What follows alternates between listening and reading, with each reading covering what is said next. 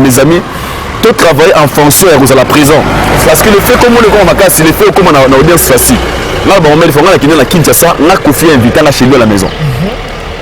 Il m'a invité, il dit viens chez moi à la maison. Kofi Olomide, les images au Botalawana. Je vais bien invité chez lui à la maison.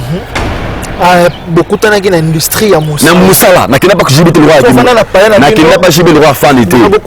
Parce que j'ai fait ça qui m'a combo. On a pas ça la conseil, du monde on a biso on a un bogos. C'est moi qui m'a invité. Tout ça. Ça analyse na biso. Chaque jour c'est la rémission. Chaque jour voilà. Et ça peut que donc toi après ça côté dans la mission on a bagué des combattants, c'est 100% 98% sont des inconscients. OK. Soka combat d'abord, parce que force d'abord au monde ça sera toujours déterminé lorsque événement ngi salama ya musique détermination so yena makamususu mais l'habité ils peuvent aussi marcher sur le monde qui classe les gars bien est-ce que ça va marcher moi la poto on marcher parce que comme on a biso non il faut c'est ça pourquoi pas OK dès tout le monde ah c'est bien hier ça on a besoin de bosso na donc d'abord entre eux les artistes on a la bonité. C'est très difficile de vaincre comment donc ils doivent être réunis. Oui, Rafali, JB, ils ont passé des impossibilités. Mais c'est quoi, pourquoi? Mais à travers la musique, à travers la culture, et pour ces missions comme Moga, autrement. Et une personne qui ne connaît pas votre président, il ne connaît pas votre hymne national, mais il connaît l'artiste de votre pays, il connaît la chanson, une des chansons, il y a Moka, il y a Missia Moka Nabino. C'est une façon de sell our culture. Mais, tu fais le mot de gars pour donc moi je demanderais vraiment à tous les Congolais de se tenir debout. Voilà. Ce n'est pas qu'on a besoin de la musique pour la distraction, non. C'est la culture des Okufa. Donc la musique est musique et zonga. Voilà, la musique et zonga. Voilà. Ma femme va comment ça gagne. Nathalie pas voir quoi que super fort parce que ma femme la benga mais est-ce que au monde ma femme va bazana na mawana mais tu vas triste. Donc bazana na courage mais force on a matière ya facilement. Mais ce qu'on souhaite si réellement qu'on s'est bêta parce que jusqu'à tout minute non ba ni la moté. Je demanderai à tous les Congolais d'aller soutenir Fabregas parce que toujours la critique congolaise était comme jour on a musique congolaise était comme jour on a. Puis on avait sur certaines aides on a moi je ba Kofi Olomide ba Ranson ba JB Piana ba ni donc ah quoi faut ma monnaie à terre et ça là quand la maison parce que comment noble aujourd'hui ton président qui c'est la côte c'est à côté c'est automatiquement si là héritier beta miel au beta concert à quel banga bamba mité pourquoi pas qu'on des abons ah on fait des combattants au baloni les combattants on a wapi malheureusement la France pas de combattants. La France a annulé parce que vous n'êtes pas le seul à annuler le concert à Batebele. Vu les raisons, peut-être on a bien peut-être c'est les Simbaté. Mais nous souhaiterons encore que l'année prochaine, nous serons là toujours derrière vous pour vous soutenir. Sur la promotion, nous allons derrière vous pour la réussite de votre concert. Nous serons toujours comme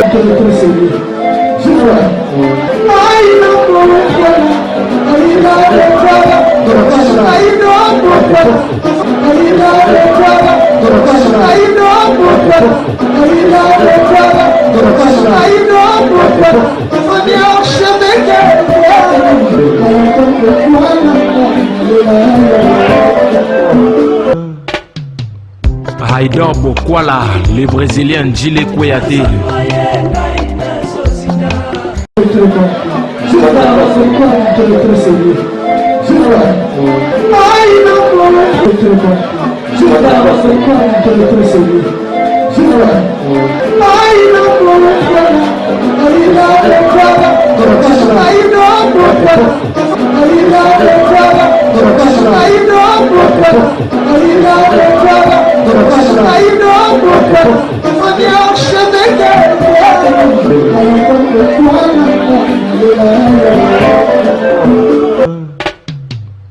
Haïdor Bokwala, le Brésilien Gilles Kouyaté.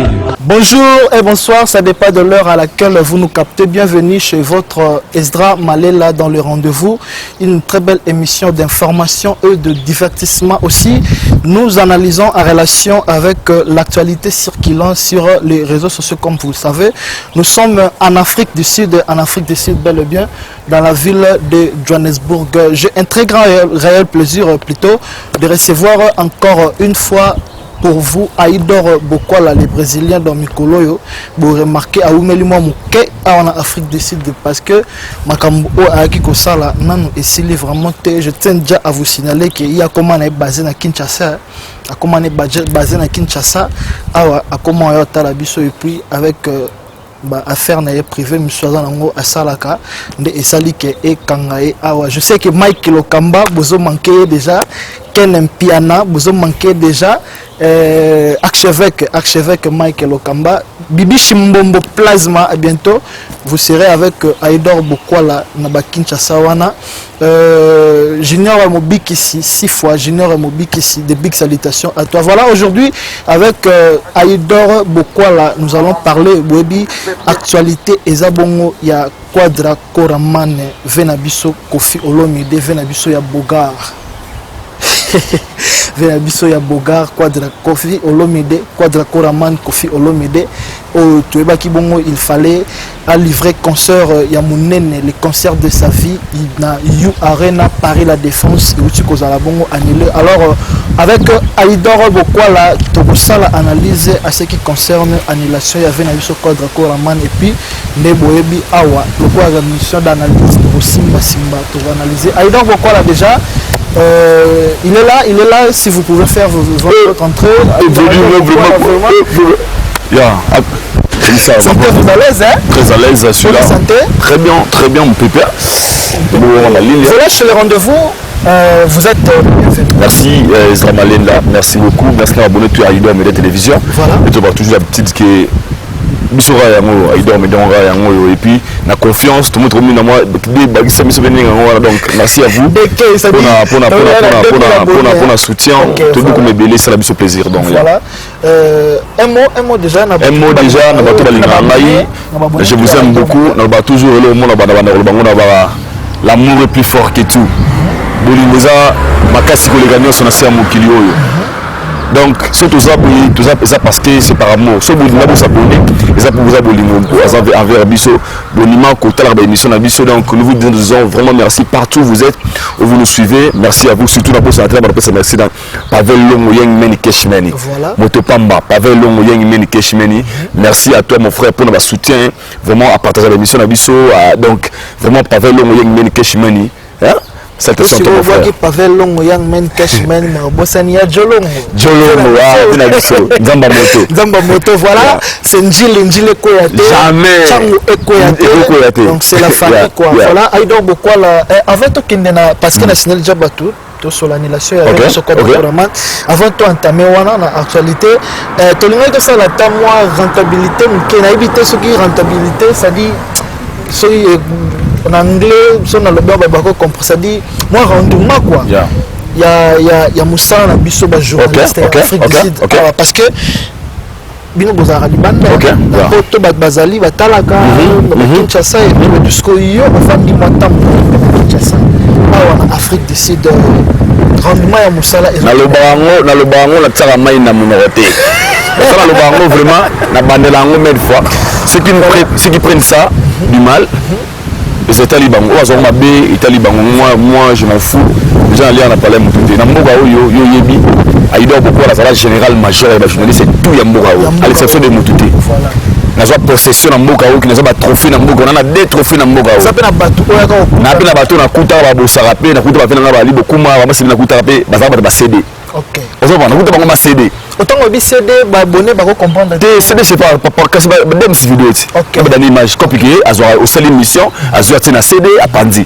Na kuta sko génération bongo. OK. Donc ça la bateau au te gasser na ba yovi na ba restaurant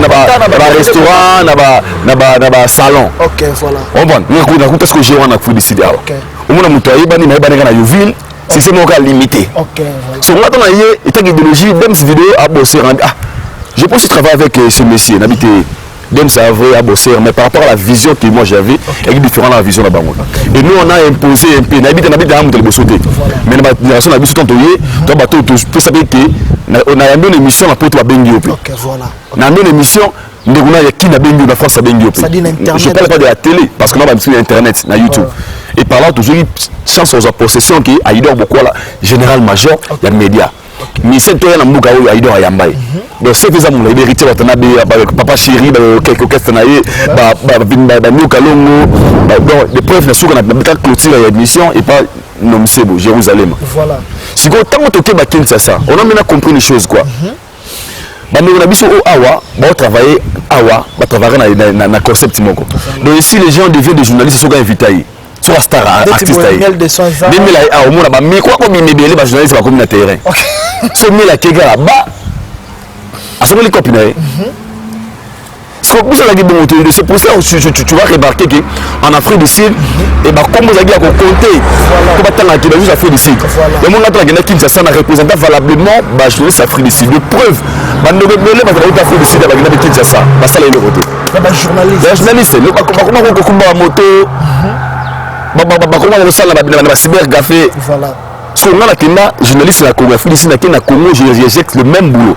Et na valorisant pourquoi na kina kuna tagi journaliste vivant en Afrique du Sud à na Kinshasa mais en possession na zo sikapé na Congo na la travailler na sanga ba keni piana ba faire ça Toulouse ba Frank Stemai donc parce que déjà awa na une vision différente on a conseillé ça ba biso awa to remarquer le luma Isra Malela tout le monde on va start tout bazoya tout le monde Isra tout le monde Malela nana nalté akana na set kapachi de force ça ça ba et ba ngani to ba mona on a bato aux ça sem boulot on ça ba na contact yo ça aux joueurs aux master joueur yo déjà joueur théâtre aux amis donc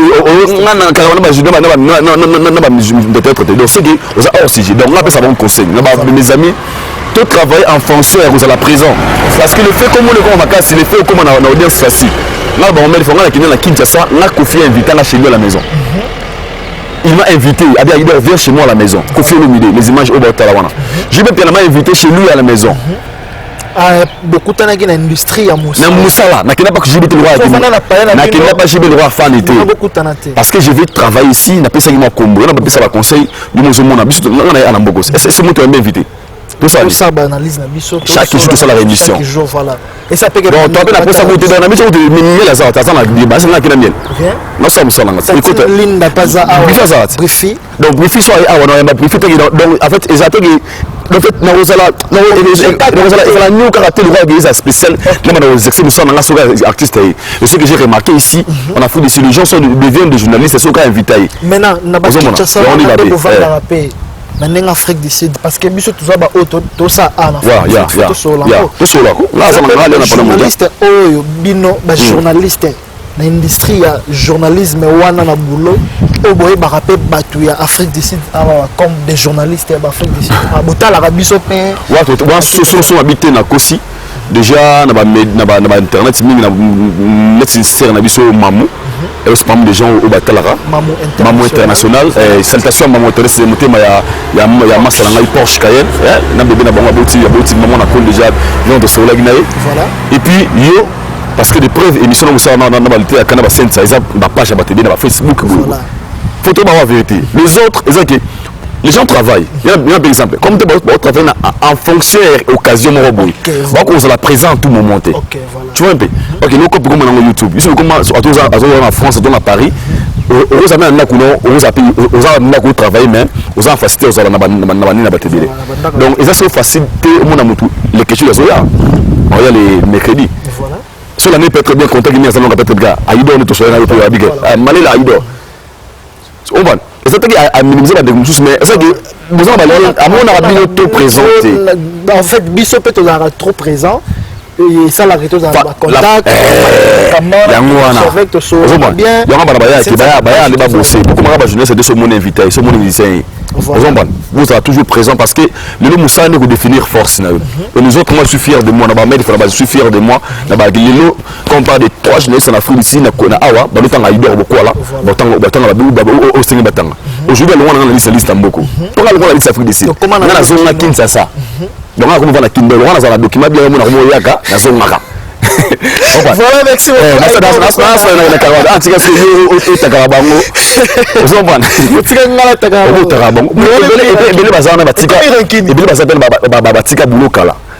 batambo na passé na bango on a une année aux en petit travail court OK biso côté la c'est l'émission 3 jours et continuer la chaîne passe mais yo mo mutu mo magi vinégar 3 ans mais masanga na bar merci beaucoup merci beaucoup avec Aïda Bokwala to meki un peu conscientiser bande ko na biso o ya mboka o parce que toza belé hein so au monde aga belé toi ta ba 2000 là là toza ebelé 1500 et puis pour bima pe boy to mona nde bo mona biso boy pesa mo ah est-ce que na zo bimate au final voilà parlons un peu de notre star Koffi Olomide V Quadra Koraman au Aouti Kozala Bongo en fait au concerne Aouti Kozala Bongo annulé tout seul un peu par rapport à l'annulation il y a Koffi Quadra. Merci beaucoup Malela. Venabiso par rapport à nzunzu tozalaki nango ke nakobeta na kosala boye banini tango ayoki concerne eza annulé Malela ngana déjà tout ça les former yobi tout ça d'autres pas bato ba contribuer dans nous la Koffi ezala on a fait des émissions de sensibilisation on était pour la réussite de ces concerts. Voilà pourquoi on se dit ce concert Koffi Bitamaki et pour moi pour na ngezala ouverture moko église à la occasion je sais pas comment dire ça les motiver encore les autres artistes bah j'ai courage il y a Rosala toujours présent mais là il y a 5 mois qui combattant de nous laisser concert à Koffi Olomide. OK voilà concert Koffi Olomide a annulé parce qu'il y a plusieurs concerts à Buna Boy il y a annulé mais c'est bien qu'on annulé concert na ba annulé concert na bango vu de raison peut-être France ba yemo ayedi ça combattant si ce n'était que pour des combattants, concert Koffi Olomide ça n'a rien à voir avec des combattants. C'est que moi je suis content, c'est ça. Et parce que moi quand je dis ça, j'ai dit qu'on en a contre des combattants. Voilà. Moi je suis pour la culture, je suis congolais. Et je n'aimerais jamais dans mon culture Nabiso Koufa. Voilà. Et je n'aimerais jamais dans mon père des enfants qui ont leur famille. Pour prouver pour intérêt quelconque pour là moi je n'aimerais pas. Et moi je dis courage à Koffi Olomide, il a osé.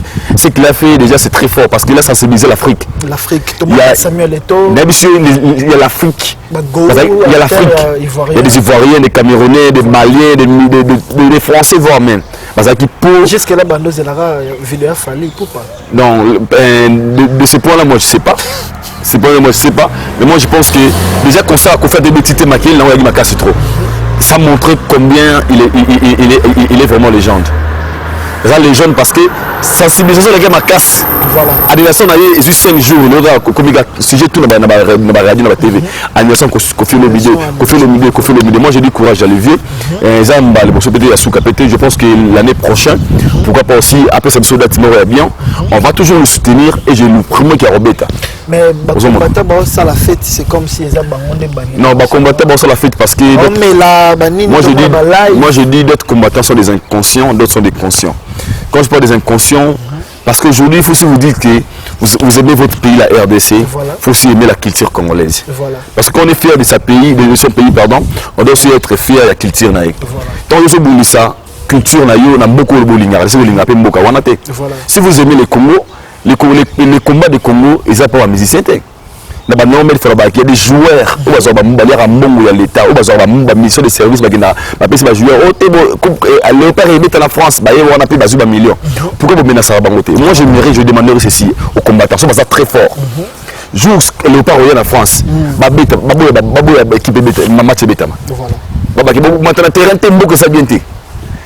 et par là, vous devez comprendre que chez les artistes, ça devient maintenant guerre à mort personnelle, c'est la jalousie. Depuis que j'avais sauvé une émission de Boketu premier, Koffi, général. Donc ça veut dire que dans les guerres de Boketu premier, ça n'a rien à voir avec le pays. Les guerres de Boketu premier, ça n'a rien à voir avec le pays. Maintenant, monsieur Soubazala rappelé Pembeni Boketu, combattant monsieur Souana, qu'on s'accaparait dans Marambongo, c'est comme si Barambego Bundelongo pour un pays. Mais vu que le Boketu a commis dénoncer à TV que Eza combat personnel. Combattant là, sous réaction à Bango. Même eux, ils ont aussi leurs problèmes avec des artistes musiciens. Ok. Chacun d'eux a un problème personnel à musicien. Yobo balinga basina biso balinga bana biso. Bazana ma haine entre eux. Parce que moi je te dis mon frère, il y a beaucoup arabes. moi na Nigeria ba guerre mele ya kuna ba grave mais Davido joue des concerts na France na États-Unis de preuve l'est que nous pleurons à chaque moment l'est nous sommes dans l'est héritage de la concert na est voilà tu comprends bien et ça que moi je dirais les combattants pouvoir sans opposition ils ont le pouvoir mabé voilà moi j'ai la peur des opposants c'est bien il y a aussi pouvoir moulunguer mais moulunga a pouvoir pour détruire les autres parce que les parents les pères des familles que vous vous interdit ça la moussa na bangote on laisse ça na bangoni la question que je me pose laisse-moi te dire maintenant qu'est-ce qu'il faut qu'est-ce qu'il fallait pour pas avoir avec le gouvernement par exemple parce qu'il fallait appeler ça dans l'est fallait aller makutu nzemba ba Congo wana kofi le minute ça édition mikolo à Sami notre ex-président président kofi la vérité mais non ils ont presque tout fait oui rappeler ça ba donc tout le monde na corona les musiciens ont été sensibilisés moi ça dit Nosbi l'artiste jeune leader après c'est banda kuna nino na Goma il va sinistré ils ont contribué maintenant qu'est-ce qu'ils doivent faire les artistes musiciens soit totalement bien combat au combattant la téléméla ya vraiment parce que ba téléméla musique plutôt parce que ba loba que ba musicien ba yembela président na biso ya kala président na biso Joseph Kabila au moment où mboka na passe bango ba okumisa ye ba yembela ye mais surtout totalement la fabrica ça yemba te faire yemba te so pourquoi baza quoi empêcher bango c'est ce que je te dis. La vraie raison, c'est un combat personnel. Et moi, je me dis ceci, je le répéterai, je ne sais jamais le dire. Voilà. Si vraiment des combattants sont des vrais Congolais, au la patriote au Congo, les faits, c'est que sa culture congolaise, c'est Congo autrement. Voilà. C'est Congo. Parce que moi, je vois, dans mon raison pour tout moi, vraiment, d'autre part, des combattants, c'est 100%, 98% sont des inconscients. Okay. Parce que force d'abord au monde ça sera toujours déterminé lorsque événement ça la musique détermination ça y est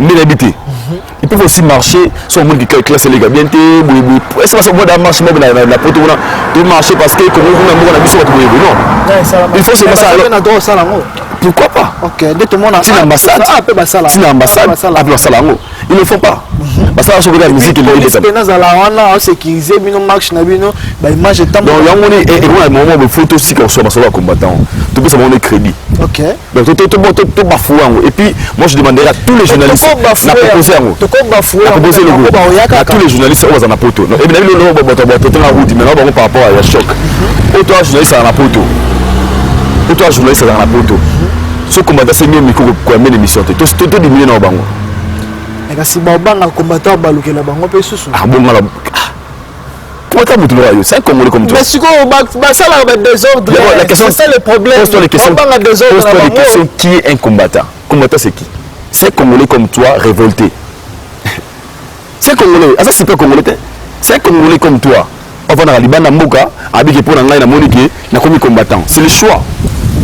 Tu veux faire ton choix de devenir combattant. Et on va te combattant parce que on a 4 on a commencé à forcément à aucun moment mais tant que combattant est-ce que tout le monde a rabango to bibi surtout na Kinshasa mutu sona na ndekone na poto ton de kwana yaka tout le monde a ndenge ezalaka na famille de ba vivaka même ba kolia na bomi ko na échanger puis ba ndeko misu ba tonga ba parler ba nini au monde ke azalaka luxe so est-ce que to koyoka pete ke combattant moko to mibale basali fondation moko boye basungaka mpe bandeko oyo basouffrir na Congo mpo bango batelemelaka bamusicien te bango bakosala yango te bakosala yango kwani parce que mboka na bango bango za musique eza kosala fondation ta bakokina fondation bango bataki nde bamusicien bango bakokina fondation so mpo bamusicien batelemela bango basisa idée nini oyo yoko tozwa ntango solola bango na bamusicien mpo bango batimbela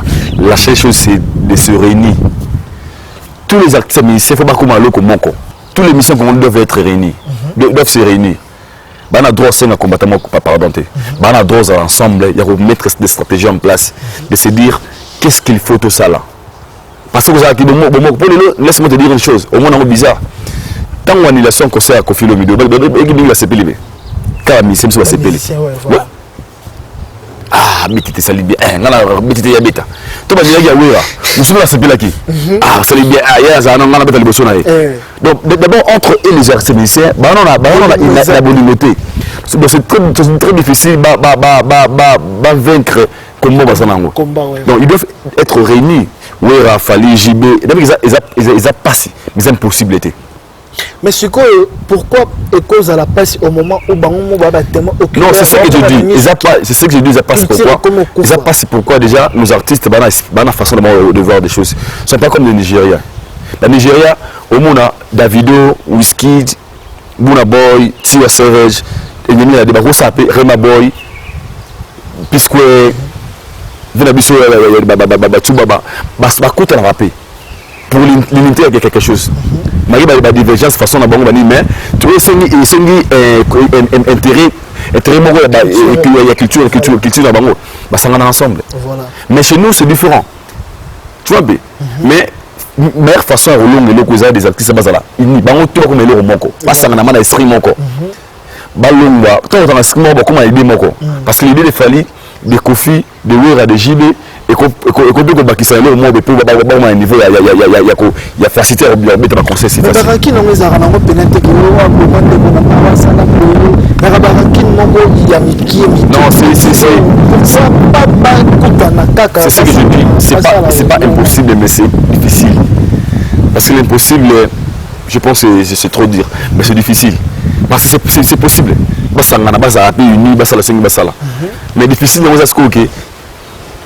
Qui on a milité on a bakité na masque rengi ba bengisinga to boye to ADG biso na réunion. C'est ce que m'a békota.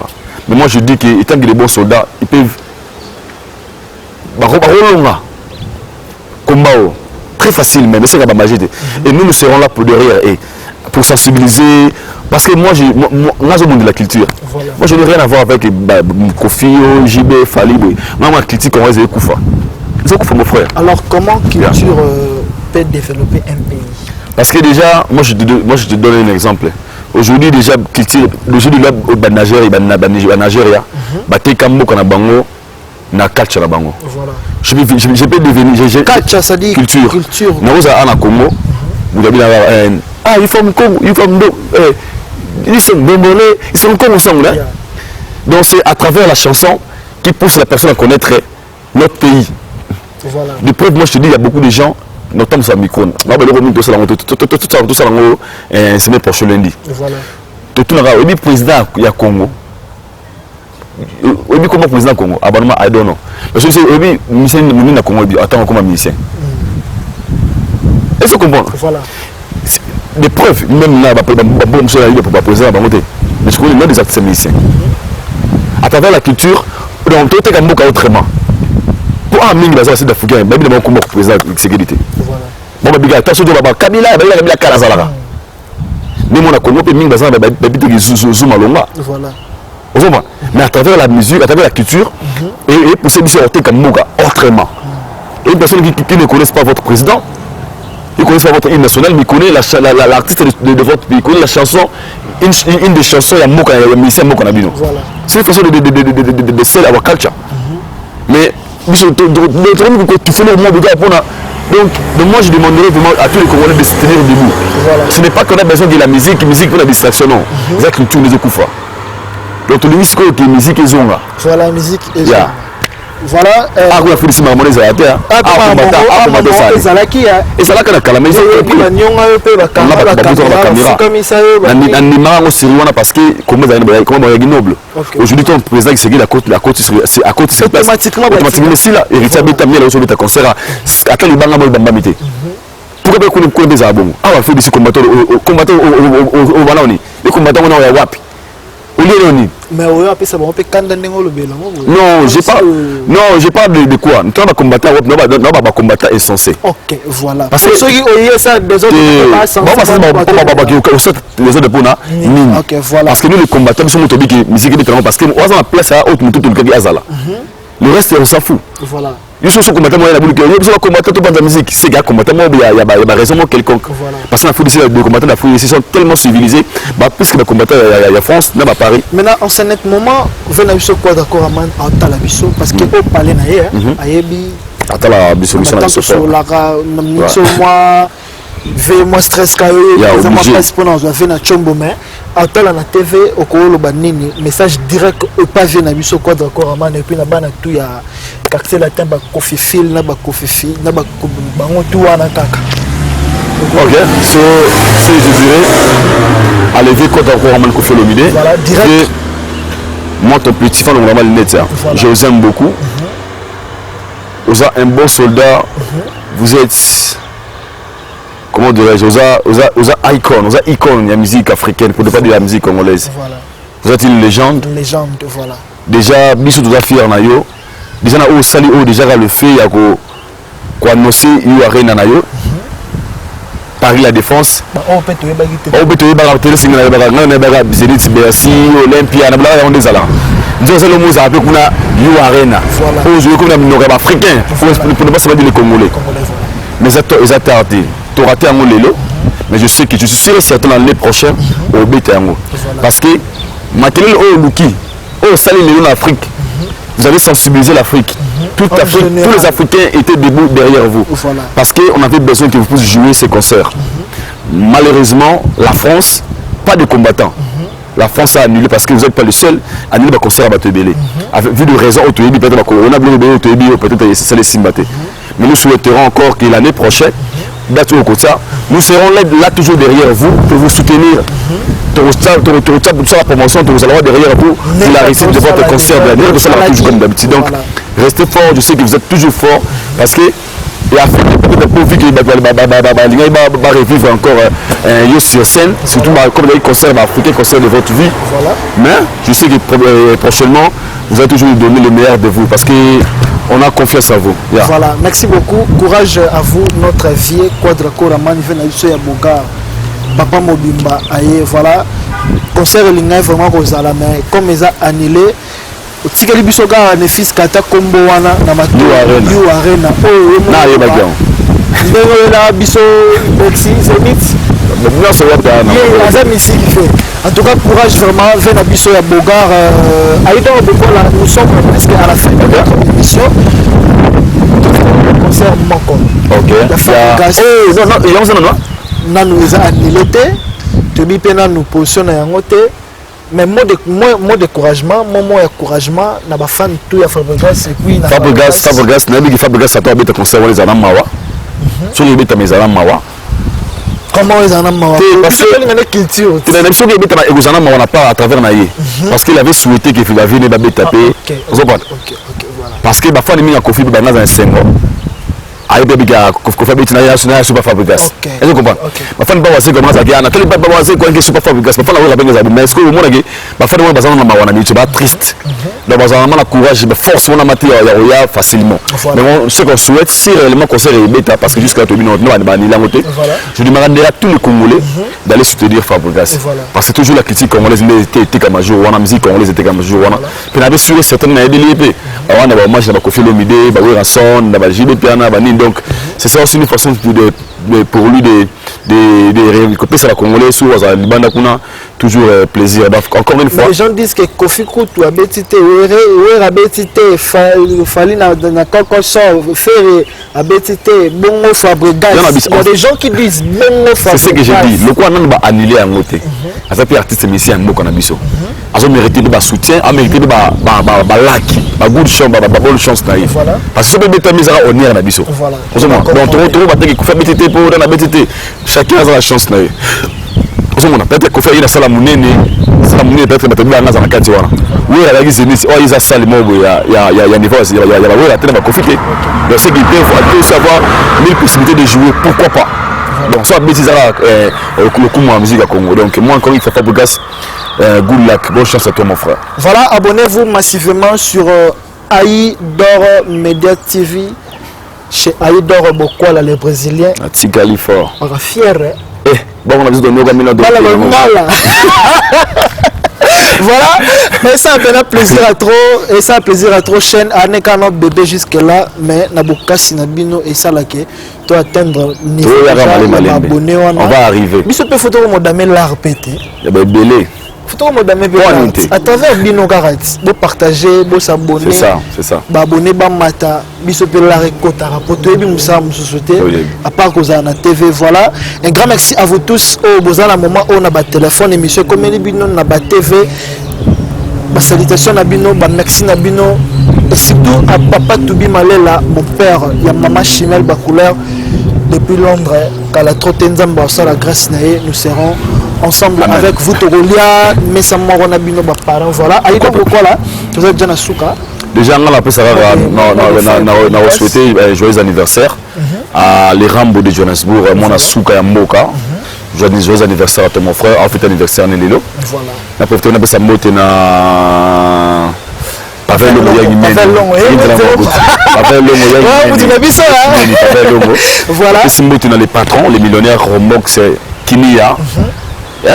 Yannick Kinia Romox. Maman Brigitte Kinia.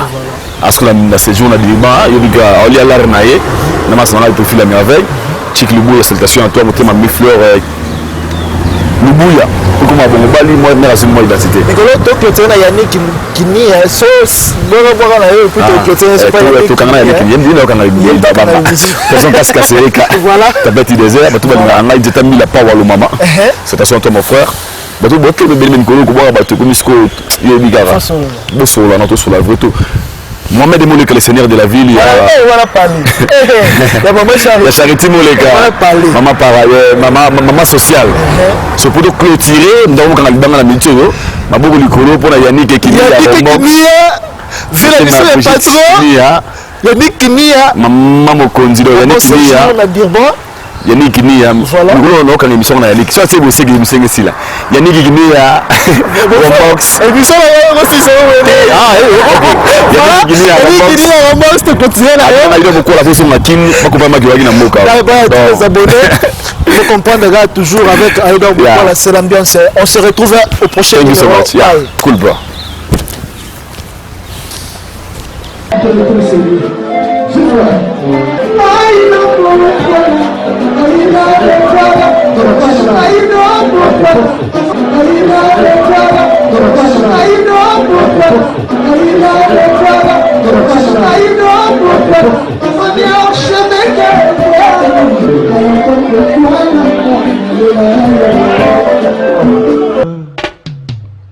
Haïdor Bokwala, les Brésiliens Djile Kouyaté.